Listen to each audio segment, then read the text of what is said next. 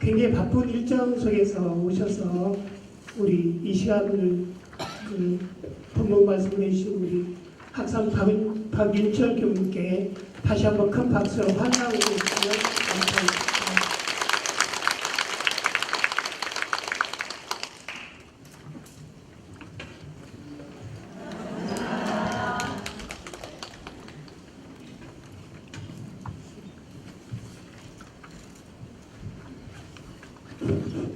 예, 저희 서울교단 선배님도 오셨네요. 반갑습니다.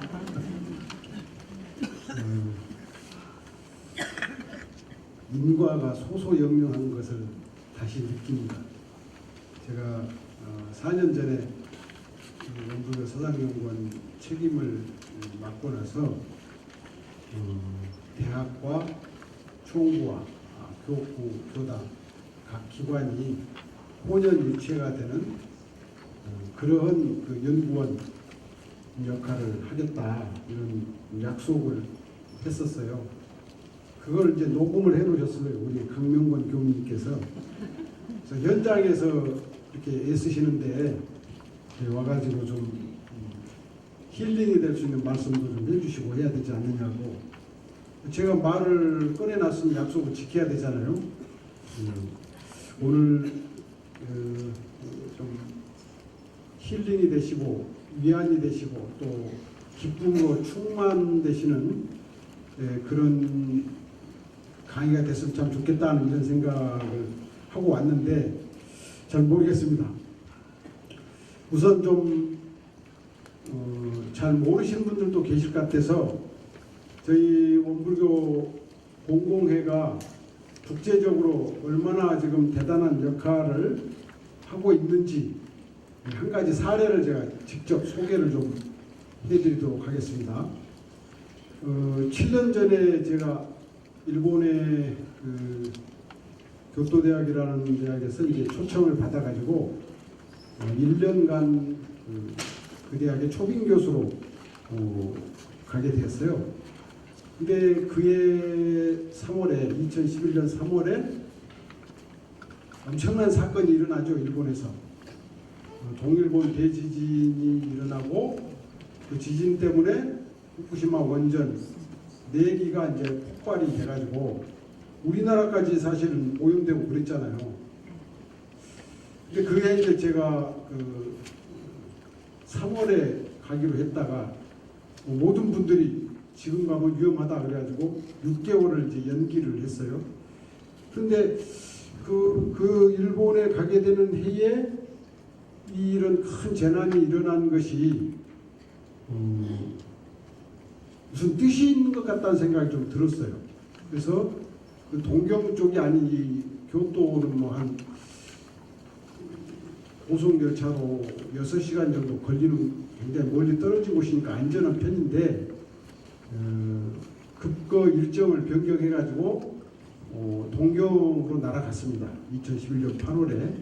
그래서 이제 동경교당에 그 한 달간 체류를 하면서 원전 사고가 얼마나 심각한지를 이제 신문, 텔레비전, 뭐 뉴스를 통해서 이렇게 접하고 책도 접하고 그 과정에서 우리 본공회에서 일본으로 오시더라고요. 동일본 대지진 현장으로. 여러분들은 그것이 얼마나 엄청난 일인지 실감이 안 나시죠? 하여튼 2번 오셨죠? 그래서 동경교구장님도 그 현지에 가시는 걸 옆에서 도와드리고 그랬는데 일본에서는 자기 나라 신종교에 대해서 우리로 말하면 중앙의 뭐 일간지들이 보도하는 법이 없어요. 굉장히 부정적이어가지고 자기 나라 신종교들도. 그런데 하물며 해외에서 또 한국에서 온 신종교 원불교를 일본 언론에서 주목할 리가 거의 없어요. 근데 어느 날 일본의 3대 일간지 중에 하나인, 지금은 그 신문이 훨씬 더 뭐랄까 양심적인 분들로부터 지지를 받는다 그래요. 전에는 2등이었는데 현재는 1등으로 올라갔다고 그래요. 그 신문이 어떤 신문이냐면 마이니치 신문이에요. 마이니치 신문에 우리 원불교 본공회에서 후쿠시마 원전이 터진 동일본 현지에 오셔가지고 그 구호물품을 전달하고 위령제를 지내고 봉사활동을 하는 내용이 제 눈에는 대문자고 하나 났어요. 일본 역사에서 없었던 일이에요. 그때 제가 우리 본공회의 그 저력, 그 쌓아오신 내공, 그 다음에 그 본공 활동이 뭐랄까 이렇게 우리들에게 심어주는 어떤 금지 자부심, 이런 것을 해외에서 아주 온몸으로 느꼈습니다. 박수 한번 치셔야죠. 여러 우리 회원님들께서 또 선배 본공 회원님들께서 이룩하신 새 역사를 그렇게 쓰신 거죠. 그러니까 이제 원불교 본공회는 작년에 40주년을 맞이했습니다만 이제 이 한국에 머무는 그런 작은 본공회가 아니고 세계의 모든 재난 지역에 또 세계의 모든 사회적 약자들에게 손을 미치고 있는, 우리가 한 50년, 30년 전까지만 해도 해외로부터 많은 원조를 받아가지고 살아왔었잖아요. 그걸 이제는 우리가 되돌리는 그런 일을 하는 본공회로 성장했다고 하는 사실에 대해서 우선 모든 회원님들께서 긍지와 자부심과 보람을 느끼셔도 충분하겠다, 그런 말씀을 첫 번째로 드립니다. 그 다음 이제 두 번째 제가 드릴 말씀은 2년 전부터 노래를 불렀습니다. 제가 어떻게 현장에서 활동하시는 각 교당 본공회, 교구 본공회, 또 중앙 본공회에 저희들 나름대로 원불교 사상연구원 나름대로 또 대학에 몸담고 있는 우리 연구하는 가르치는 그 교수들이 힘을 어떻게 보태면 좋을까를 2년 전부터 늘 그 노래를 부르는 것이, 저희 원불교 사상연구원에 와보니까 대종사님께서는 교화, 교육, 자선 3대사, 자선이 이제 본공, 복지 다 포함되어 있잖아요. 그렇게 말씀하셨어요. 그러면 원불교 사상연구원도 교화를 뒷받침하는 연구 파트가 있고, 교육을 뒷받침하는 연구 파트가 있고, 자선, 복지, 본공을 뒷받침하는 파트가 있어야 되잖아요. 그게 딱 눈에 들어왔어요. 이게 제가 해야 될 일이다. 그래서 이제 교정원장님을 이제 수없이는 아니고 하여튼 여러 번 찾아뵙고 공익부장님하고도 수없이 상의를 하고 해서 올 1월 달에 드디어 원불교 사상연구원이 지금 45년째인데 45년 만에 처음으로 복지, 본공, 자선 파트를 뒷받침할 수 있는 교무님, 전문 연구원 한 분을 모셨어요. 구도선 교무님이라고. 그래서 이제 조금은 여러분들께 이제 힘을 보태드릴 수 있게 되었습니다. 하나 더 이제 더 큰 성과를 좀 소개를 하면, 100주년 행사를 마치고 저희가 이제 마음공부도 기본이고 훈련도 기본인데, 그 마음공부와 훈련의 공덕이 결국은 어디서 드러나겠습니까? 삶의 현장에서, 공공 실천 현장에서 드러나는 거잖아요. 그런 그 실천을 통해서, 사회 활동을 통해서 한 종교가 실현하려고 하는 그런 그 경륜, 이런 것들을 이제 학문적 용어로 공공성이라고 해요. 공공성. 저희가 거기에 착안을 해가지고 정부에서 지원하는 대단히 큰 연구 프로젝트에 응모를 했어요. 100주년 되던 때 2016년 7월에 어떻게 됐을까요?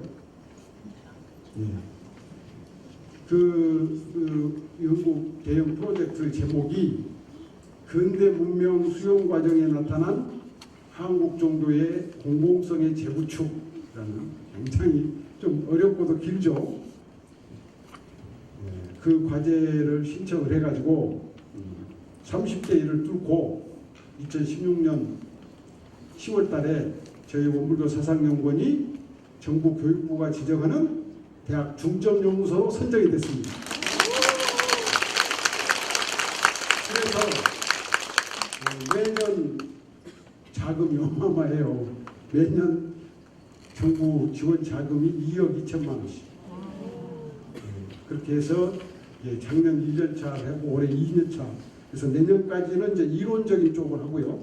앞으로 4년차부터는 아마 현장 여러분들하고도 연결해가지고 프로그램의 개발이라든지 뒷받침할 수 있는 그런 그 최소한의 요즘 말로 인프라라고 그러잖아요.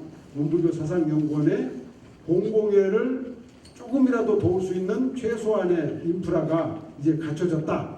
그래서 작년부터 계속 우리가 그러면 이 공공 분야를 10년 계획으로 키워나가는 프로젝트를 같이 하자.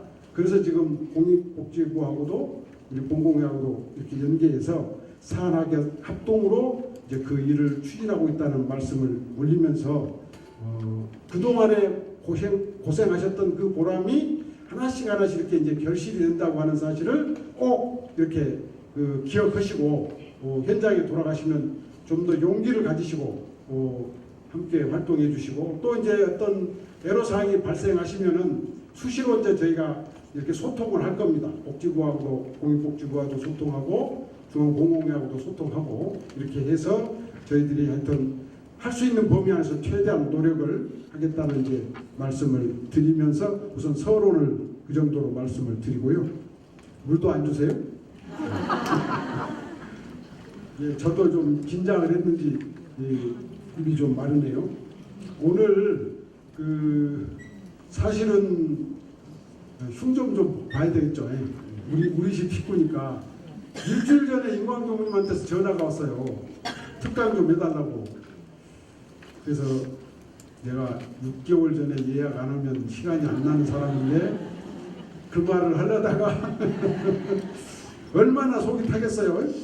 그래서 또 저는 약속한 바도 있고 그래서 무조건 예스 하는 사람이 주변에 있을 때 일을 하는 분들이 조금 덜 팍팍하시잖아요. 그래서 웬만하면 공익복지부나 우리 중앙공공에서 부탁하시는 일은 무조건 오케이 하려고 그런 표준으로 이제 이렇게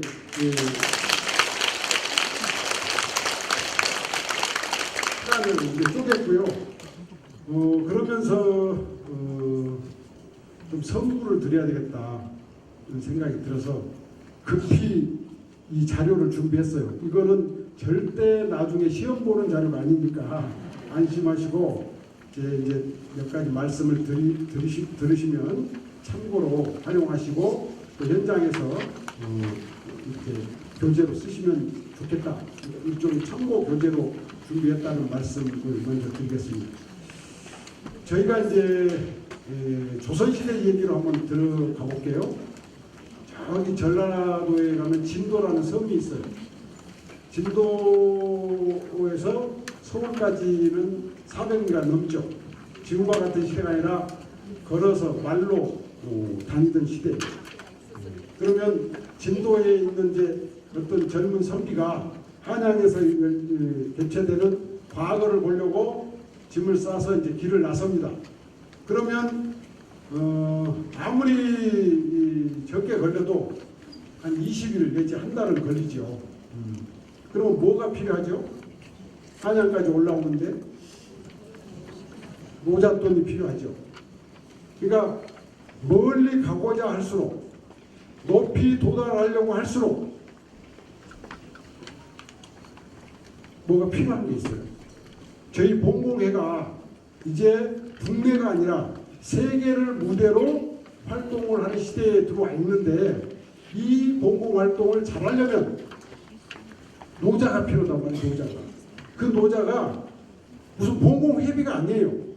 제가 생각할 때는 이념이고 정신이고 뜻이에요.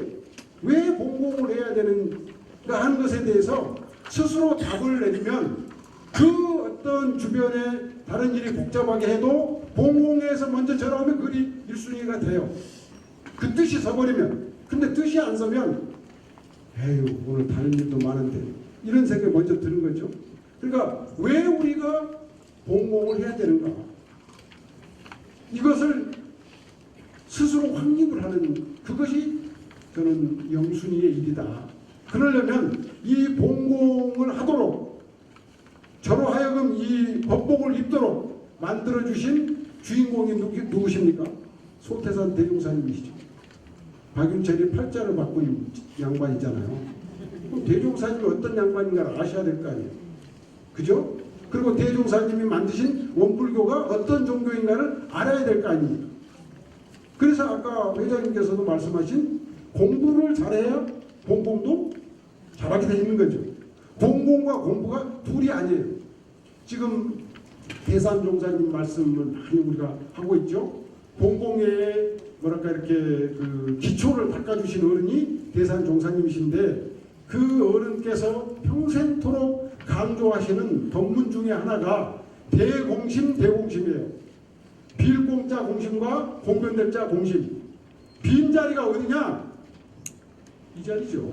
저 자리가 되지 아니하고서는 참으로 모든 사람들 두루 껴안고 다 이렇게 모실 수 있는 그 마음이 안 나온다는 거예요. 공변된 마음이 안 나온다.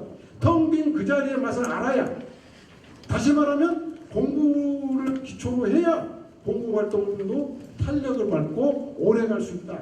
그러려면 제가 생각할 때는 대종사님이 어떤 성인이신가, 어떤 부처님이신가를 좀 아셔야 되겠다. 그래서 여기다가 대종사님이 어떤 분인가를 좀 썼어요. 긴 얘기 안 합니다. 저는 대종사님을 공부하면서 참 희한한 양반이다.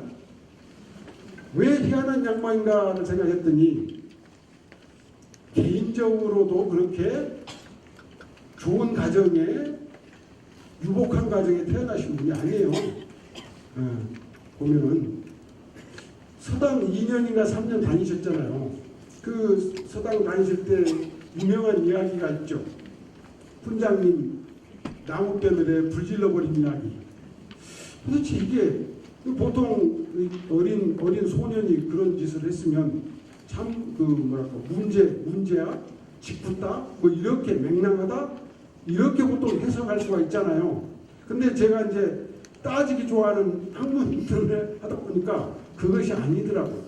뭔가 이 대종사님이 올라가고 싶었던 세계가 있어요. 높이 올라가고 싶으셨어. 근데 당신을 가르치는 서당 원장님이 양이 안 차는 거라. 교육적으로 대종사님의 지적인 호기심, 뭔가 탐구하려고 탐구력에 대해서 교육적인 답을 못 주셔. 아, 그런 의미가 있겠구나. 그러니까 요즘으로 말하면 교육 환경이 그렇게 좋은 환경도 아니세요. 아버님이 마름을 하셨다고 그러죠. 마름이 뭐예요? 그 소작을 하는 사람들을 관리하는 책임자.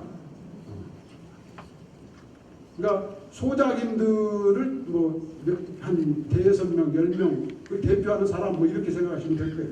그러니까 그 길롱리 가보셨으면 알겠지만 토지도 그 당시에는 정관평도 없었으니까 논도 거의 없었다고 봐요. 밭이 주로 그랬죠. 그러니까 경제적 이런 것도 별로 없었어요. 그러면 이제 20살에 아버님 돌아가시고 또 그 해에 나라 뺏기시고, 그래서 이분의 평생의 그 일생을 요약하면 제가 이렇게 얘기를 하죠. 학생들한테. 대종사님의 일생은 우리나라 태극기가 마음대로 휘날리는 날을 단 하루도 보시지 못하고 가신 생애다. 맞죠? 1891년에 태어나셨으니까, 조선 말에 태어나셨으니까 20살 되시던 1910년에 나라가 망했으면 우리나라 이 5천년 우리나라의 국군이 가장 밑바닥으로, 저 깊은 바닥으로 한없이 떨어져 가던 시대에 태어나셔가지고 아예 이제 태극기도 없어져 버린 그 암흑의 36년 속에서 나머지를 사시죠. 그런데 대종경 한번 읽어보십시오. 어디 한 구석에 남을 원망하거나 절망하거나 남을 탓하거나 하는 본문이 있는지. 처음부터 끝까지가 상생이고, 처음부터 끝까지가 희망이고, 처음부터 끝까지가 더불어 함께 봉공이고 그래요. 아, 이거 도대체 이걸 어떻게 해석해야 될지 모르겠어요. 그게 이제 한 소식 하셨기 때문에 그런 경지가 나오셨겠죠. 그러니까 우리도 그 대종사님께서 한 소식 하신 그 경지를 늘 사모하면서 닦아가고 잘 안 되면 좀 갖고 계신 분한테 빌리기라도 해서 이 활동을 해야 되지 않겠냐. 그래서 대종사님을 늘 마음에 모시고 봉고 활동을 하는 우리 회원님들이 되셨으면 좋겠다 말씀을 드리고요. 두 번째 자료집 제일 뒤에 한번 보세요. 이건 꼭 제가 소개하고 싶었어요. 그래서 그 원문을 좀 옛날에 고투로 된 약자가 강자되는 본문을 현대 활자로 전부 바꿨어요. 약자가 강자되는 본문 있죠? 요 앞부분을 제가 읽어볼게요. 이건 꼭 나중에 가서 공부를 하시면서 화두처럼 좀 하고 연마하셨으면 좋겠어요. 앞에 제가 읽어보면 아래 약자가 강자되는 본문은 소태산 대종사님께서 새로운 종교 공동체 불법용대를 창립한 지 4년째 되던 1928년, 그러니까 온 23년이죠. 음력 윤날 2월 26일, 양력 4월 16일에 서울 대동에 있는 여제자 부탁원 이공주가에서 여성 제자들을 대상으로 선포한 내용입니다. 당시 이공주 종사님 집에 모인 여성 제자분들은 민자연화, 이성각, 이공주, 이철옥, 이현봉, 성성원, 이동진아 등이며 대종사님을 모시고 간 유일한 남자 제자가 정산 종사님이셨어요. 그러면 이 법문은 여성 제자들을 대상으로 하신 법문이에요. 약자가 강자되는 법문은 지금까지 그렇게 해석 안 했어요. 약자는 조선이고 강자는 식민지, 지금까지 일본처럼 얘기했는데 이 법문은 분명히 이 법문을 들으신 그 분들이 전부 여성분들이에요. 대종사님하고 정산종사님 빼놓고. 이 소식이 무슨 소식이냐. 그 얘기입니다. 이 소식이 무슨 소식이냐. 약자가 강자되는 법문은 여성 제자들을 데리고 대종사님 하신 법문입니다. 그리고 그 자리에 모이신 여성 제자님들을 뒷조사를 해보니까 남편을 잃으신 미망인 이공주 선지님 3년 전에 돌아가셨고 또 이혼녀 굉장히 사회적으로 상처, 아픔이 많은 분들이에요. 그러니까 여성들 중에서도 요즘 말로 말하면 가장 상처가 많은 약자들입니다. 그런 분들에게 이 법문을 내리셔요. 우리 봉공 활동의 어떤 정신하고도 통하는 그런 맥락이죠. 가장 사회의 아픔과 상처와 치료가 필요한 그분들한테 대종사님이 이 법문을 하고 계신다고. 그런데 이제 거기에 약자가 강자로 되는 그 세 가지 형태의 인간형을 얘기하고 있는데 다 생략을 하고요. 그 21쪽에 보면 참 정신이 박히고 대강의 예산이라도 있는 자가 너희들이 되라 이제 이런 뜻입니다. 참 정신이 박히고 대강의 예산이라도 있는 자. 그런데 그 다음 대목이 제가 그 본문을 읽으면서 그냥 뒤집어졌어요. 어떻게 뒤집어졌냐? 강자가 부당하게 종노릇을 시키면 종노릇이라도 잘해줘라. 여러분 가능합니까? 강자가 부당하게 때리면 맞아라. 강자가 부당하게 종노릇 시키면 종노릇을 잘해주고 부당하게 때리면 매라도 맞아라.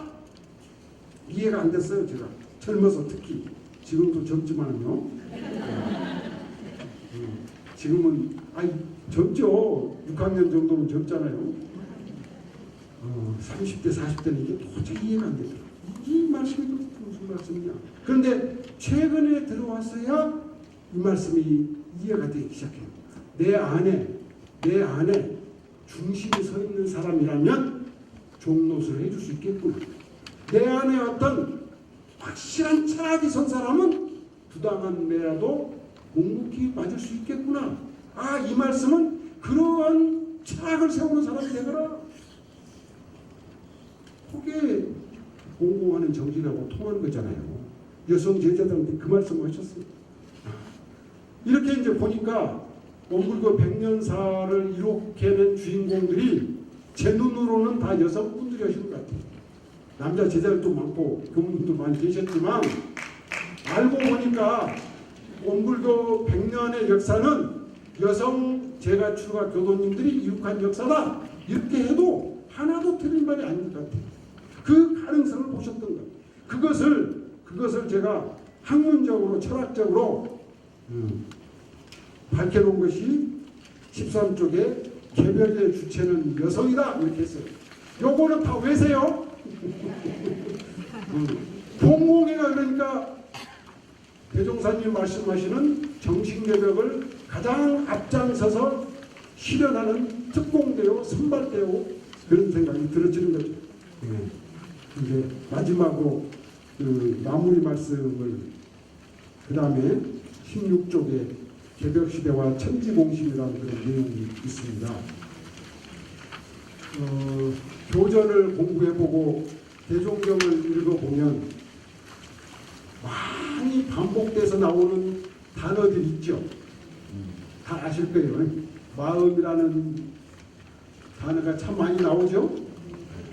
또 공부라는 말이 참 많이 나오죠. 여기까지는 다 100점 맞으시더라고요. 세 번째가 그 다음에 세 번째로 많이 나오는 단어가 무슨 단어인지 아세요? 무슨 글자인지?